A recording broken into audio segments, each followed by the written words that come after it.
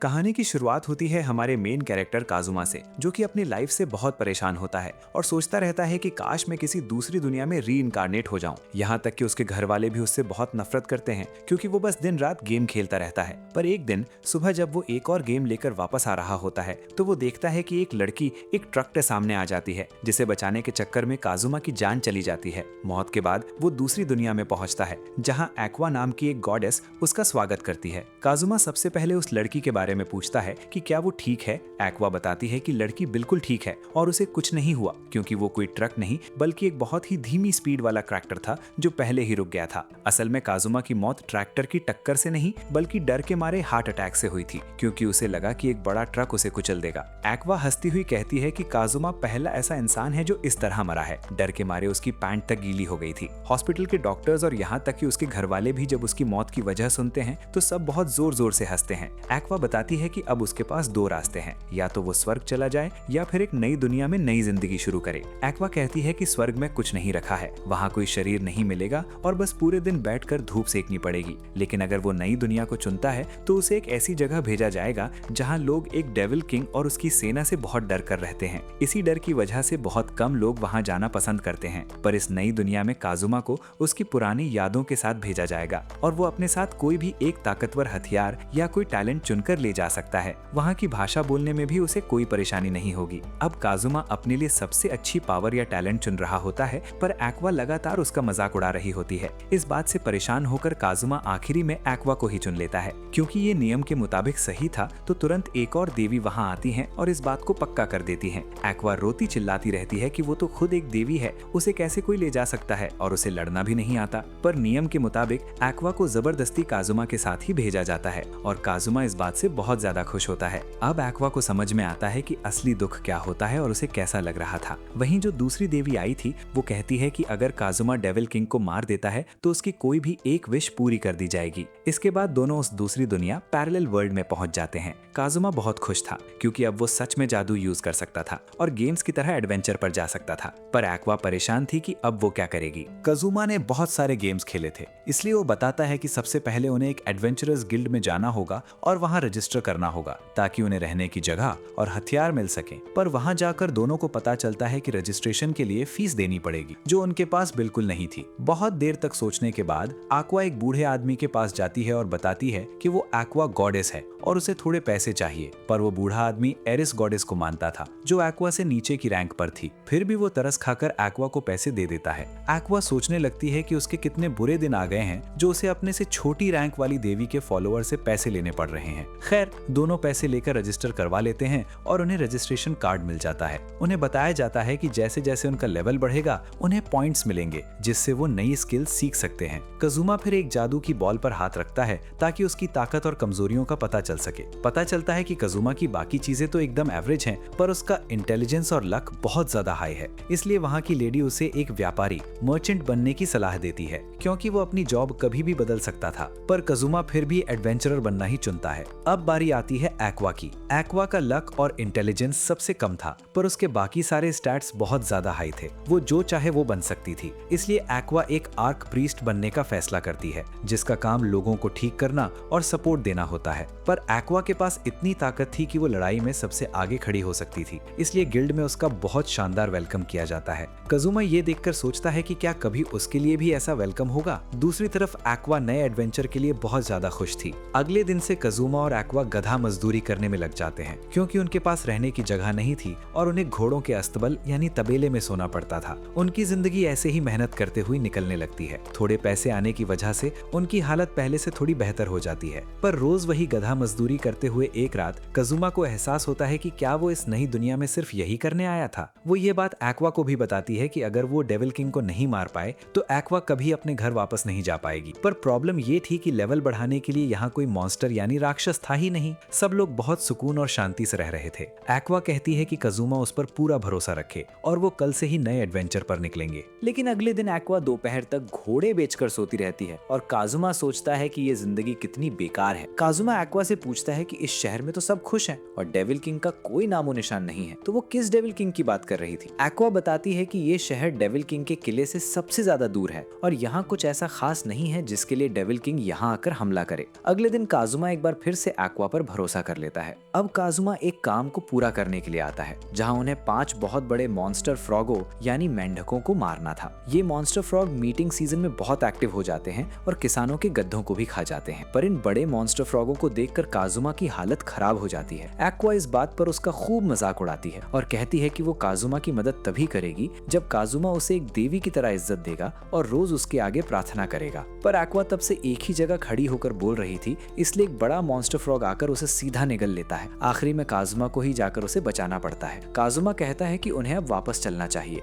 क्योंकि ये monster frog उनके हिसाब से बहुत बड़े हैं और वो दोनों इनका कुछ नहीं बिगाड़ पाएंगे। पर एक्वा कहती है कि वो एक देवी है, अगर वो डर गई तो उसके भक्त क्या सोचेंगे। इसलिए वो एक और मॉन्स्टर फ्रॉग पर हमला करने के लिए आगे बढ़ जाती है। वो अपना सबसे बेस्ट अटैक करती है पर उस मॉन्स्टर फ्रॉग को कुछ असर नहीं होता और वो एक्वा को दोबारा खाने लगता है। काजुमा को फिर से जाकर उसे बचाना पड़ता है। रात को एक्वा कहती है कि उन्हें अपनी टीम में यानी पार्टी में कुछ और लोगों को जोड़ना चाहिए। वो कहती है कि वो एक आर्च प्रीस्ट है, इसलिए लोग उनकी टीम में आने के लिए पागल हो रहे हो। पर नोटिस लगाने के बाद वो दोनों बस इंतजार ही करते रह जाते हैं, कोई भी उनके पास नहीं आता। वजह ये थी कि उन्होंने सिर्फ बड़े लेवल यानी एडवांस क्लास के लोगों को ही बुलाया था। काजुमा कहता है कि उन्हें नियम थोड़े आसान करने चाहिए ताकि कोई तो आए। तभी वहाँ पर मेगुमिन नाम की एक लड़की आती है जो एक आर्च विजर्ड और क्रिम्सन डीमन है। वो बहुत ही ताकतवर धमाका करने वाला जादू यानी एक्सप्लोजन मैजिक चला सकती है। वो आकर कहती है कि वो उनकी टीम में आना चाहती है, पर इतने में ही वो कमजोरी से गिर जाती है क्योंकि उसने 3 दिन से कुछ नहीं खाया था। वो बताती है कि उसने अपनी आंख पर पट्टी अपनी ताकत को दबा कर रखने के लिए बांधी है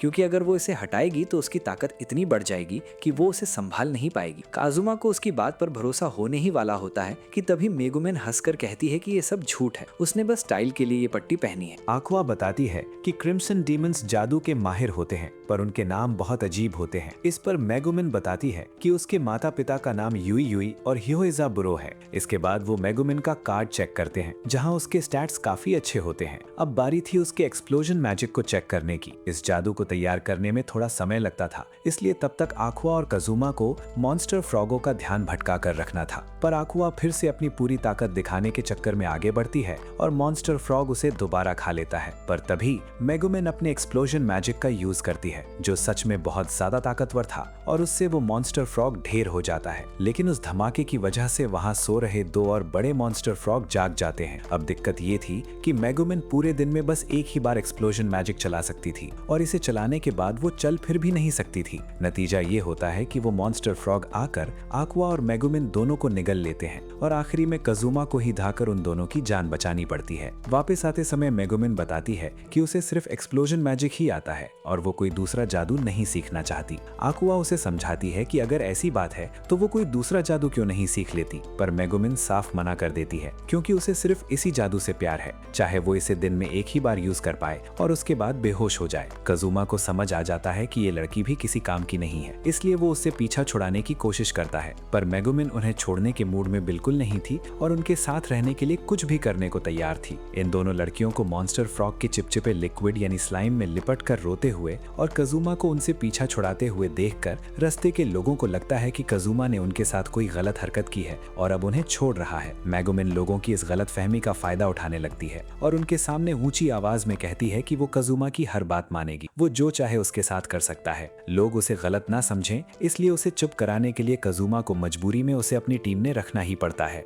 गिल्ड वापस आकर उन्हें उनके काम के बदले 1.1 लाख कैश मिलता है, पर प्रॉब्लम ये थी कि इसके भी 3 हिस्से होने थे, यानी काजुमा के हाथ में कुछ खास नहीं आता। अब गिल्ड में जो बाकी काम बचे थे वो बहुत ज्यादा मुश्किल थे। तभी वहाँ एक खूबसूरत लेडी नाइट क्रूसेडर आती है और कहती है कि वो उनकी टीम में शामिल होना चाहती है। उसकी खूबसूरती देखकर काजुमा भी उसकी तरफ खिंचा चला जाता है। वो नाइट बताती है कि उसका नाम डार्कनेस है। वो कहती है कि जब उसने मेगुमिन और एक्वा को मॉन्स्टर फ्रॉग के लिक्विड में लिपटा हुआ देखा तभी से वो इस टीम में आना चाहती थी। उसकी ऐसी अजीब बातें सुनकर काजुमा को समझ आ जाता है कि इस लड़की में से भी एक्वा और मेगुमिन जैसी ही बेकार यूजलेस वाली वाइब आ रही है। काजुमा को पता चलता है कि डार्कनेस के पास ताकत और स्टैमिना तो बहुत है, पर वो कभी भी अपने दुश्मन पर निशाना नहीं लगा पाती, हिट नहीं कर पाती। वो कहती है कि भले ही वो निशाना न लगा पाए पर वो टीम के लिए एक ढाल का काम करेगी और दुश्मन के सारे वार अपने ऊपर झेल लेगी। क्योंकि काजुमा ने पहले कभी किसी लड़की के साथ वक्त नहीं बिताया था और वो एकदम अकेला रहा था, इसलिए इतनी करीब आई खूबसूरत लड़की को सीधा मना करना उसके लिए बहुत मुश्किल हो रहा था।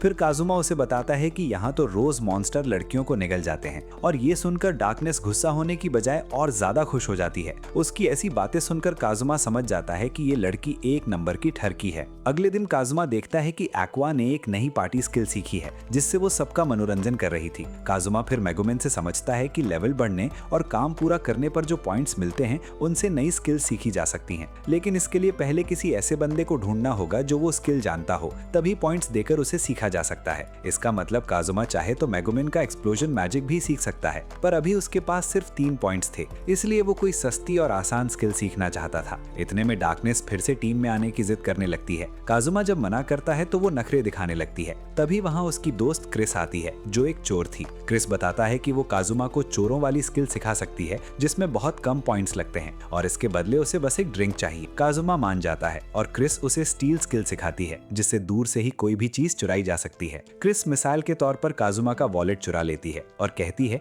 कि अगर पैसे वापस चाहिए तो काजुमा को अपनी नई स्टील स्किल से इसे वापस चुराना होगा, नहीं तो पैसे उसके हो जाएंगे। काजुमा तो कब से ऐसा ही कुछ मजेदार चाहता था। वो तुरंत एक पॉइंट खर्च करके स्किल सीखता है और स्टील का यूज करता है, पर वॉलेट के बदले उसके हाथ में क्रिस का अंडरवेयर आ जाता है जो उसके लिए एक जैकपॉट था। ये सब देखकर डार्कनेस पूरी तरह दीवानी हो जाती है क्योंकि वो चाहती है कि उसके साथ भी कोई ऐसी ही हरकत करे। इसके बाद तीनों गिल्ड वापस आते हैं। काजुमा अंडरवेयर लौटाकर क्रिस से अपने पैसे वापस ले लेता है। फिर वो मेगुमिन और एक्वा को अपनी पावर दिखाने के लिए दोबारा स्टील यूज करता है और इस बार मेगुमिन का अंडरवेयर उसके हाथ में आ जाता है। डार्कनेस फिर बीच में आकर टीम में शामिल होने की गुहार लगाती है। काजुमा इस मौके का फायदा उठाकर उसे डराने के लिए कहता है कि वो लोग डेविल किंग को हराने जा रहे हैं और अगर डार्कनेस जैसी खूबसूरत लड़की उनके साथ गई तो पता नहीं डेविल किंग उसे पकड़कर उसके साथ क्या क्या गलत करेगा। पर डार्कनेस खुशी से झूम उठती है और कहती है कि वो तो यही चाहती है, यही उसका सपना है। मेगुमिन भी लड़ने के लिए तैयार थी। यानी इन सबको टीम से निकालने का काजुमा का प्लान फ्लॉप हो जाता है। तभी पूरे शहर में खतरे का अलर्ट बज जाता है और सभी को मेन गेट पर बुलाया जाता है। काजुमा वहां पहुंच तो जाता है पर उसे समझ नहीं आता कि कोई मॉन्स्टर आ रहा है या कुछ और। तब वहां पता चलता है कि ये तो कैबेजेस यानी पत्ता गोभी हैं। ये गोभियां बहुत टेस्टी होती हैं, पर ये उड़ती हैं और बिना लड़ाई किए हाथ नहीं आती। एक एक गोभी पकड़ने के 10,000 मिल रहे थे, इसलिए सभी खुश होकर उन्हें पकड़ने लगते हैं। डार्कनेस भी अपनी ताकत दिखाने की कोशिश करती है पर उसकी तलवार एक भी गोभी को टच नहीं कर पाती। वहीं दूसरी तरफ कुछ लोग गोभियों के हमले से घायल हो रहे थे तो डार्कनेस उनके आगे शील्ड बनकर खड़ी हो जाती है। गोभियों की टक्कर से उसके कपड़े फटने लगते हैं और वहां खड़े सारे लड़के बस उसे ही घूरने लगते हैं। डार्कनेस को लग रहा था कि सब उसकी बेइज्जती करके मजे ले रहे हैं, जिससे वो अंदर ही अंदर और ज्यादा खुश हो रही थी। और साथ ही वेनी सब लोग उसे नंगा होते हुए देखना चाहते हैं, पर असल में सभी लोग उसकी बहादुरी की तारीफ कर रहे थे और उसे इज्जत की नजर से देख रहे। इतने में मेगुमिन आगे आती है और अपने एक्सप्लोजन मैजिक का यूज करती है। उस धमाके से सारी उड़ती हुई गोभियां ढेर हो जाती हैं और मामला वहीं खत्म होता है। रात को सभी लोग मिलकर पत्ता गोभी की सब्जी खाते हैं और मजे करते हैं। वो चारों बैठकर बात करते हैं कि कैसे एक्वा और डार्कनेस ने सबको बचाया, मेगुमिन की पावर कितनी कमाल की थी और काजुमा ने भी चालाकी से बहुत सारी गोभियां चुराकर बड़ा काम किया। पर काजुमा सोच रहा था कि वो यहाँ क्या कर रहा है। वो तो डेविल किंग से लड़ने और एक हीरो बनने आया था, पर यहाँ वो गोभियां चुरा रहा है। वो सोचता है कि ये कैसी अजीब जिंदगी है। खैर, एक्वा और मेगुमिन के कहने पर काजुमा आखिर में डार्कनेस को भी अपनी टीम में रख लेता है। अगर ऊपर ऊपर से देखा जाए तो उनकी टीम बहुत मजबूत थी, जिसमें एक आर्च विजर्ड, एक आर्च प्रीस्ट और एक क्रूसेडर थी। पर सच तो ये था कि ये तीनों एक नंबर की बेकार थी। अगले दिन काजुमा एक पानी निकालने वाली स्किल सीखता है, पर उससे पानी का फोर्स बहुत ही कम निकलता है। इतने में डार्कनेस अपना नया कवच लेकर आती है। वहीं एक्वा बहुत गुस्सा थी क्योंकि उसे पैसे बहुत कम मिले थे। उसने गलती से पत्ता गोभी की जगह लेटिस यानी सलाद के पत्ते पकड़ लिए थे, जिनकी कीमत बहुत कम थी। दूसरी तरफ काजुमा को गोभियां पकड़ने के बदले पूरे 10 लाख रुपए मिले थे। ये देखकर एक्वा तुरंत काजुमा की मक्खन लगाने लगती है क्योंकि एक्वा ने अपने सारे पैसे उड़ा दिए थे और अब वो कर्जे में थी।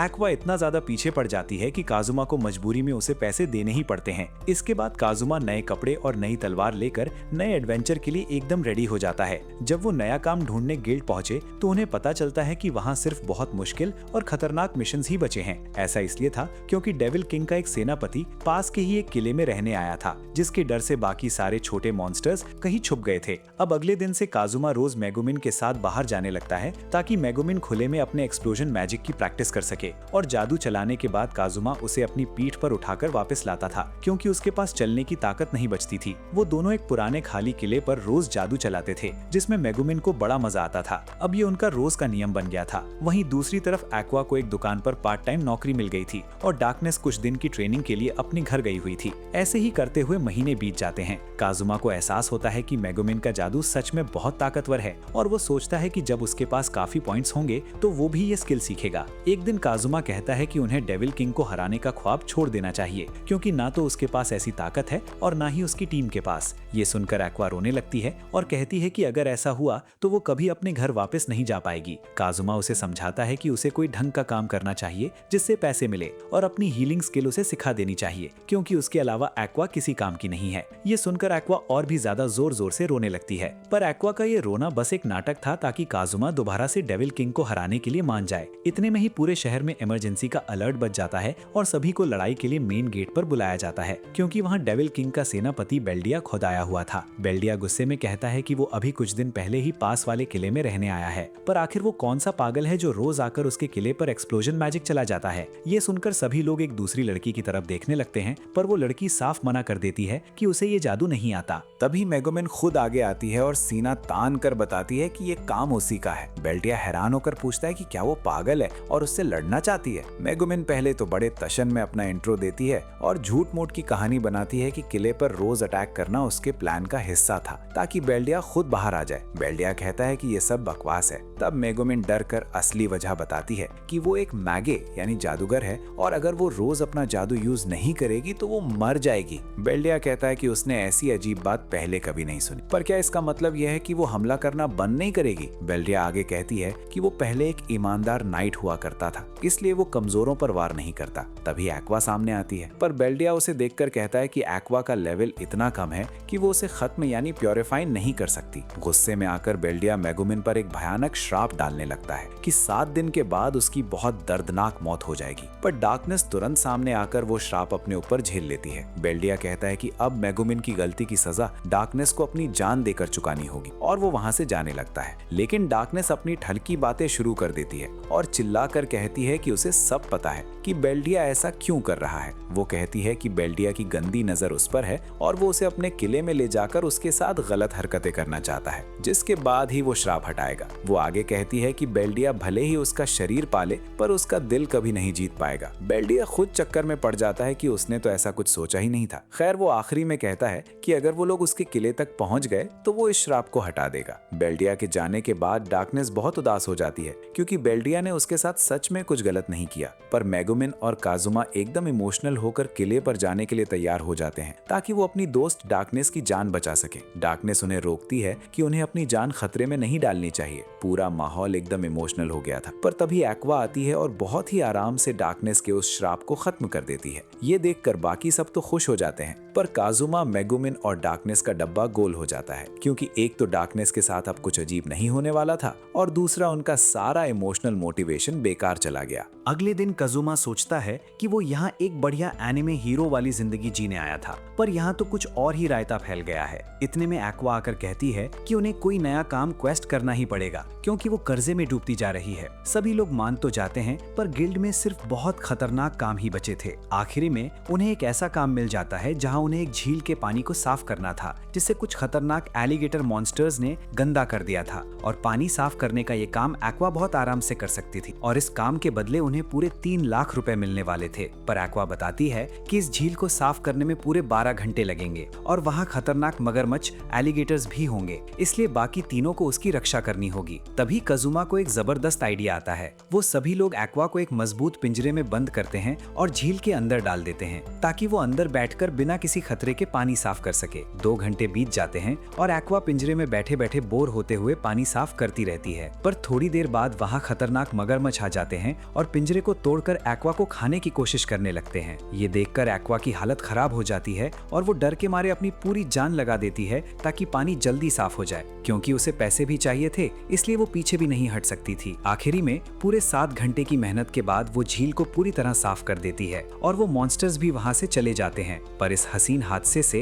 एक्वा इतनी ज्यादा डर जाती है कि वो पिंजरे से बाहर आने को तैयार ही नहीं होती। तीनों उसे चुप कराने की कोशिश करते हैं, पर वो अंदर ही बैठी रोती रहती है। इसके बाद कहानी में एक नए हीरो क्योया की एंट्री होती है, जो एक पुराने ड्रैगन को बहुत आराम से मार देता है। क्योया भी उन्हीं लोगों में से एक था जिसे एक्वा ने ही इस दुनिया में भेजा था, और उसकी तलवार भी एक्वा ने ही उसे दी थी। क्योया सोचता है कि वो एक्वा से किया वादा पूरा करेगा और डेविल किंग को जरूर मारेगा। तभी उसे एक्वा की रोने और गाने की आवाज सुनाई देती है। एक्वा रोए जा रही थी कि ये लोग मुझे पकड़कर ले जा रहे हैं और बेच देंगे। क्योंकि एक्वा उसे एक देवी की तरह पूछता था, वो तुरंत उसे बचाने के लिए वहां पहुंच जाता है। कजुमा एक्वा से पूछता है कि क्या वो इस लड़के को जानती है, क्योंकि वो उसे देवी देवी बुला रहा है। एक्वा को तब याद आता है कि हाँ, वो तो एक देवी है। उसका मूड एकदम ठीक हो जाता है, पर उसे क्योया का नाम और चेहरा बिल्कुल याद नहीं आ रहा होता। क्योया को जब पता चलता है कि कजुमा ने एक्वा को पिंजरे में बंद करके झील साफ करवाई है, तो वो कजुमा पर भयानक गुस्सा होता है कि वो एक देवी से ऐसा काम कैसे करवा सकता है। पर एक्वा कहती है कि अब उसे इसमें मजा आने लगा है और वो गुस्सा नहीं है। तभी मेगुमिन और डार्कनेस भी क्योया को आगे बढ़ने से रोकती हैं। कजुमा मन में सोचता है कि इस बंदे के पास एक ताकतवर तलवार है,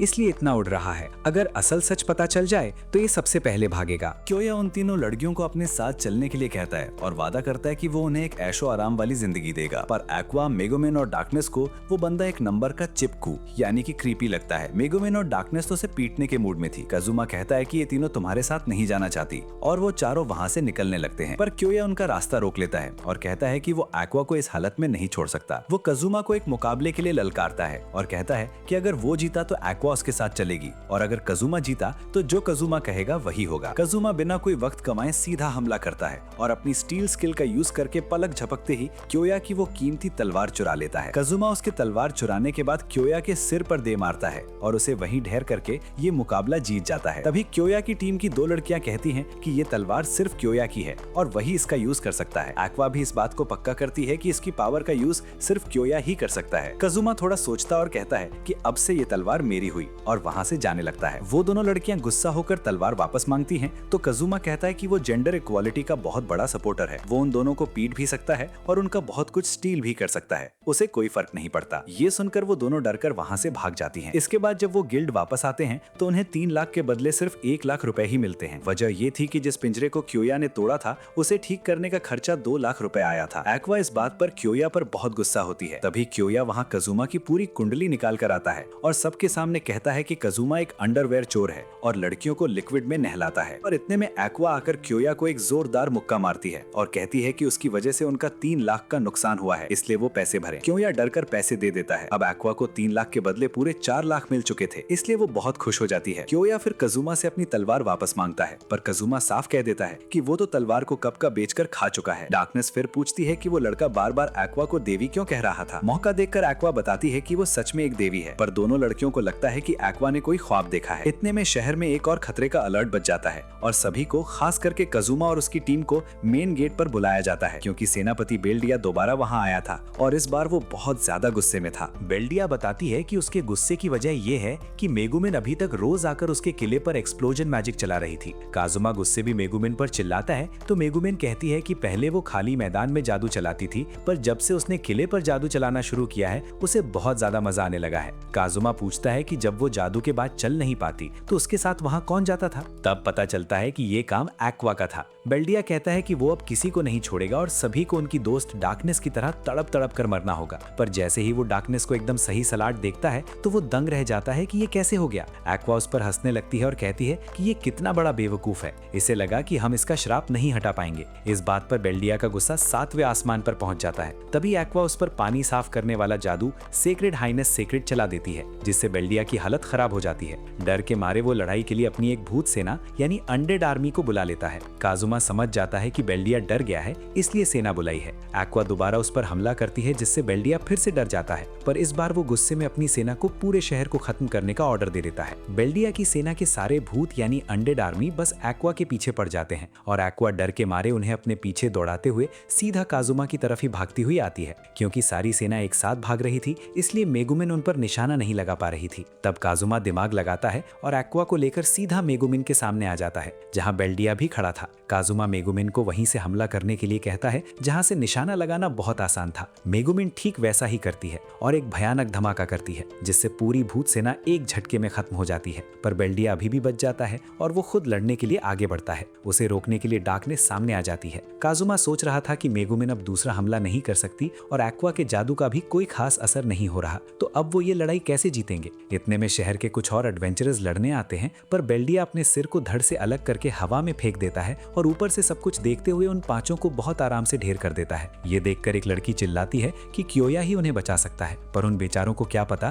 कि काजुमा ने क्योया की ताकतवर तलवार तो कब की बेच खाई है। बेल्डिया इसके बाद सीधा काजुमा को मारने के लिए आगे बढ़ता है, पर डार्कनेस बीच में आकर खड़ी हो जाती है। डार्कनेस अपनी अजीब बातें शुरू करती है और कहती है कि मुझे पता है तुम सबके सामने मेरी बेइज्जती यानी पब्लिक पब्लिक शेमिंग करना चाहते हो। बेल्डिया हैरान होकर कहता है कि ये तुम क्या बकवास कर रही हो, लोग सोचेंगे कि मैं कोई गंदा आदमी हूँ। डार्कनेस तभी बहुत ताकतवर हमला करती है, पर बेल्डिया एक ही जगह खड़ा था, फिर भी उसकी तलवार उसे टच तक नहीं कर पाती। इसके बाद बेल्डिया उसे एक जोरदार वार करता है, पर डार्कनेस कहती है कि वो एक नाइट है और हार नहीं मानेगी। वो आगे कहती है कि उसे पता है बेल्डिया उसके कवच को तोड़कर उसे नंगा करना चाहता है, पर वो पीछे नहीं हटेगी। बेल्डिया तो खुद डार्कनेस की इन ठर की बातों से डरने लगता है कि ये लड़की आखिर क्या बोल रही है। लेकिन इस बीच कजुमा को एक मौका मिल जाता है। वो बेल्डिया पर पानी का हमला यानी वाटर अटैक करता है और उसे जमाने यानी फ्रीज करने के बाद स्टील का यूज करता है ताकि उसकी तलवार चुरा सके। पर क्योंकि कजुमा का लेवल बहुत कम था, इसलिए स्टील बेल्डिया पर काम नहीं करता। डार्कनेस फिर से सामने आकर बेल्डिया के वार झेलने लगती है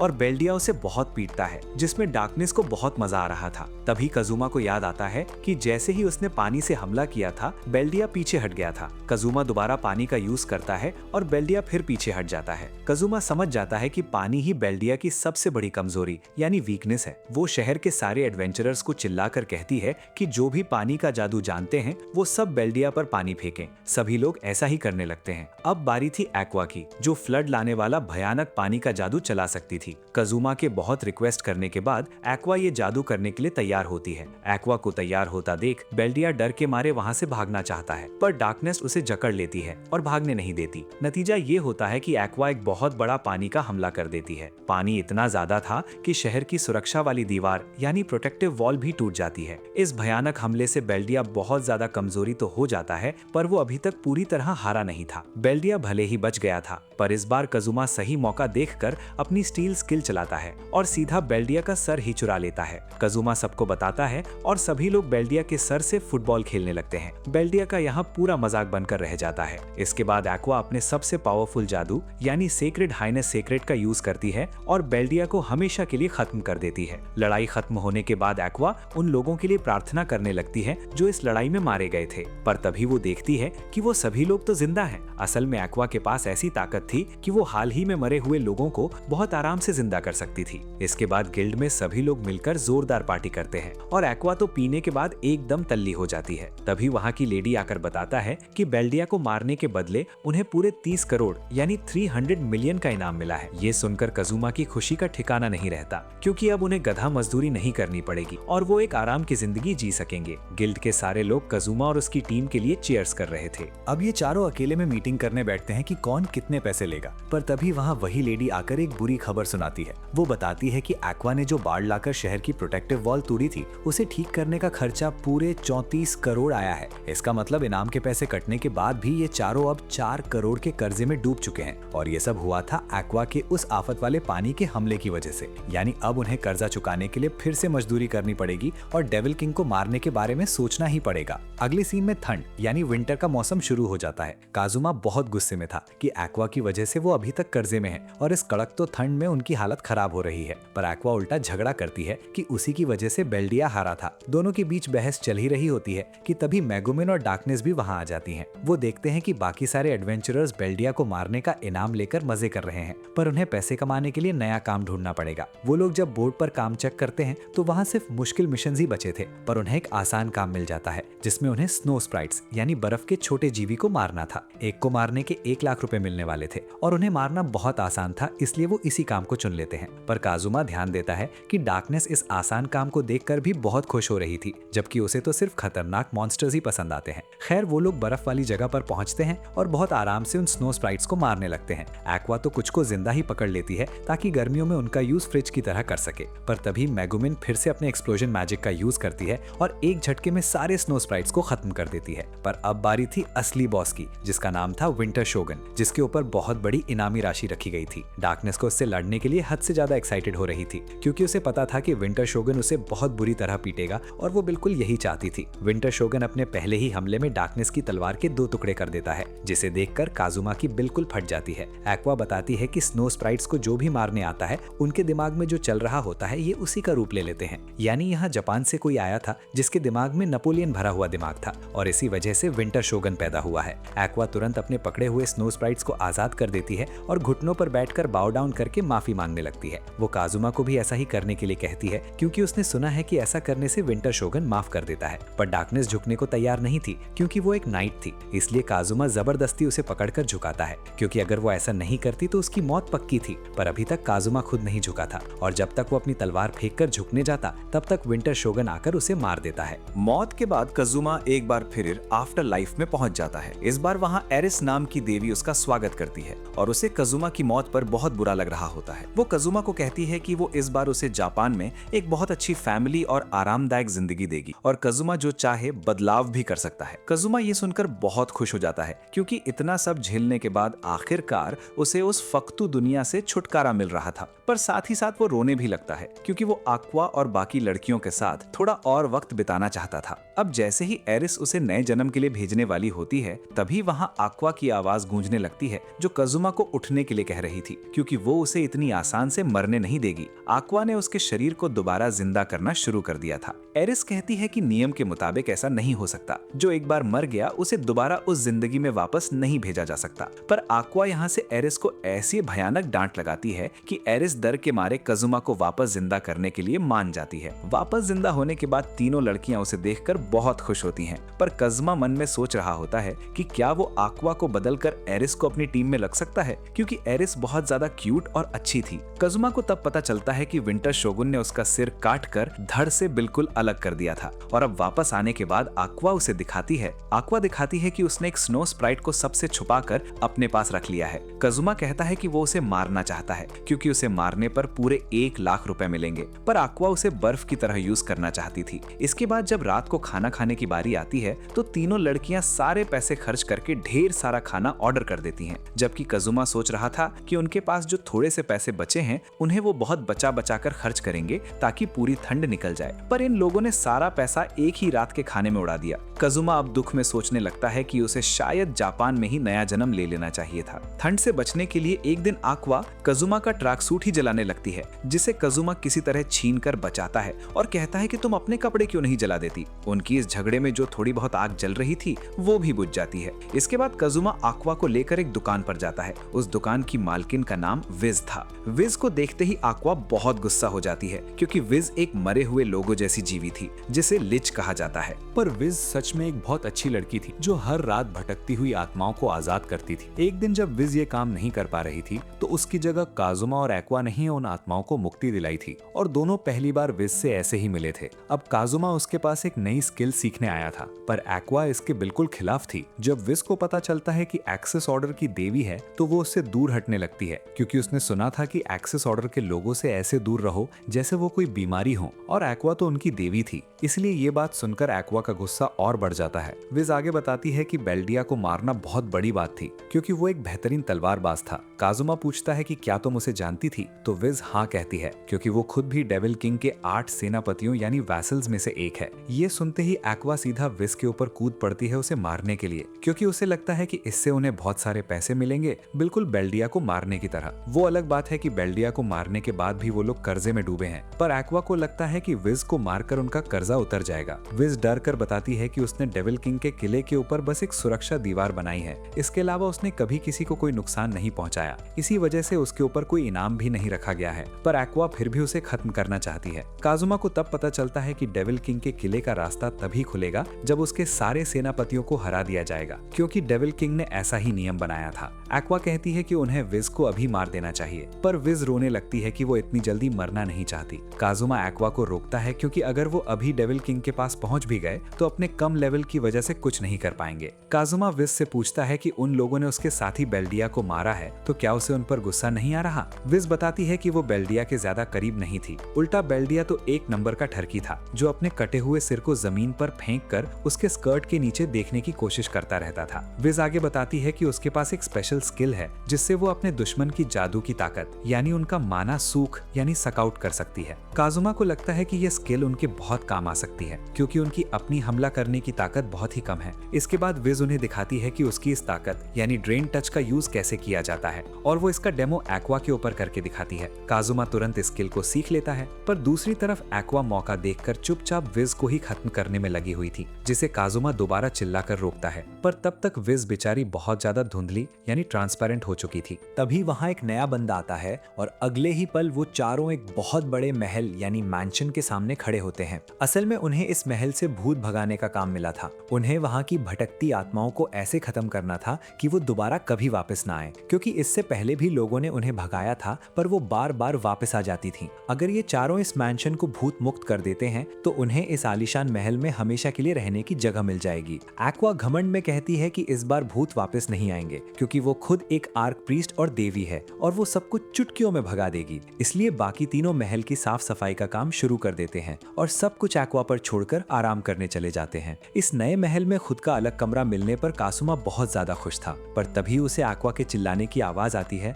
और वो भागकर देखने जाता है कि क्या हुआ। वहां जाकर पता चलता है कि एक्वा इसलिए रो रही थी क्योंकि भूतों ने उसकी सबसे महंगी शराब पीकर खत्म कर दी थी। एक्वा गुस्से में पागल हो जाती है और कहती है कि वो अब सारे भूतों को चुन चुन कर मारेगी। आधी रात को कासुमा की नींद खुलती है क्योंकि उसे जोर से टॉयलेट यानी सुसु लगी थी, पर तभी उसकी नजर कमरे की कुर्सी पर पड़ती है जहाँ एक अजीब सी गुड़िया बैठी हुई थी, जबकि वहाँ पहले कोई गुड़िया नहीं थी। ये देखकर कासुमा की बिल्कुल फट जाती है और वो डर के मारे अपनी आंखें बंद कर लेता है, पर तभी उसे लगता है कि उसके बिस्तर पर कोई आ गया है और जैसे ही वो आंखें खोलता है वो देखता है कि उसके चारों तरफ ढेर सारी गुड़िया बैठी थी। वो डर के मारे वहाँ से भागता है और सीधा एक्वा के कमरे में पहुंच जाता है। वहाँ पहले से मेगुमिन बैठी हुई थी क्योंकि वो भी उन गुड़ियों को देखकर बहुत ज्यादा डर गई थी। वो एक्वा के कमरे में इसलिए बैठी थी क्योंकि उसे भी टॉयलेट जाना था, पर डर के मारे वो अकेले नहीं जा पा रही थी और वो एक्वा के वापस आने का इंतजार कर रही थी। क्योंकि कासुला को भी बहुत जोर से टॉयलेट लगी थी तो वो सोचता है कि वो चुपचाप बालकनी में जाकर अपना काम निपटा लेगा, पर मेगुमिन साफ मना कर देती है कि वो बालकनी में ऐसा नहीं कर सकता।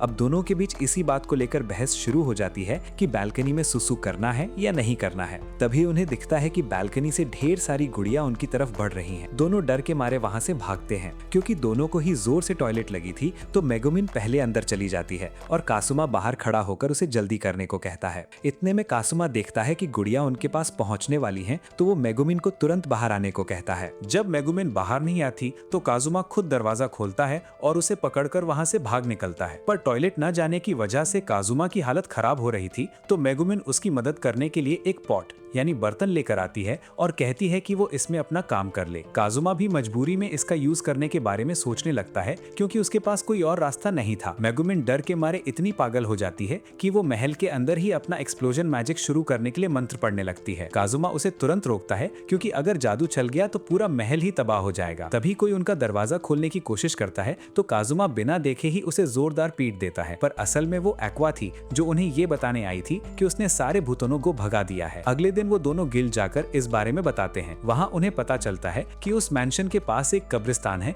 जहाँ वो दोनों पहली बार विस से मिले थे। किसी ने वहाँ भटकती आत्माओं को आजाद करने के बजाय पूरे कब्रिस्तान पर एक परमानेंट बैरियर लगा दिया था, जिसके डर से आत्माओं के पास जाने की कोई जगह नहीं बची थी और वो बार बार उस महल में आ रही थी। मजेदार बात ये थी कि ये सारी प्रॉब्लम एक्वा की वजह से हुई थी, तो काजुमा शर्म के मारे गिल्ड से कोई इनाम लेने से मना कर देता है। वैसे भी उन्हें रहने के लिए आलीशान महल तो मिल ही चुका था। अगले दिन विस काजुमा को नए घर के लिए बधाई देने आती है। काजुमा बहुत खुश था, पर तभी उसे पता चलता है कि एक्वा और मेगुमिन खाना बनाने के लिए उसके प्यारे ट्रैक सूट को ही आग में जला रही हैं। काजुमा का दिल टूट जाता है। रात को काजुमा मस्त आग के सामने बैठा होता है, तभी एक्वा आकर उसे वहाँ से हटने को कहती है क्योंकि उसे आग सेकनी थी। एक्वा अपना रौब दिखाते हुए कहती है कि उसका लेवल 21 है, इसीलिए यहाँ बैठने का हक सबसे पहले उसका है। पर सच तो ये था कि एक्वा का लेवल शुरुआत से ही 21 था, उसमें कोई बदलाव नहीं आया था। काजुमा को बुरा लगता है और वो सोचता है कि एक्वा चाहे अपना लेवल कितना भी बढ़ा ले, उसकी इंटेलिजेंस कभी नहीं बढ़ने वाली। काजुमा उसे बेचारी समझकर उस पर तरस खाता है